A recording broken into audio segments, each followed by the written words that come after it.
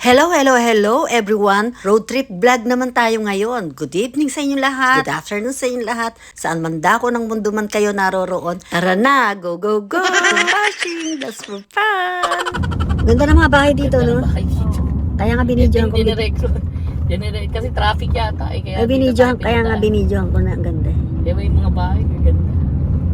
Baka mayayaman dito. Parang mga Lafayette ito eh. Ganyan yung mga ano sa Lafayette. Baka mayayaman dito. Pati mga puno. Ayun, tingnan mo. Ganda. Diba, may golf course to.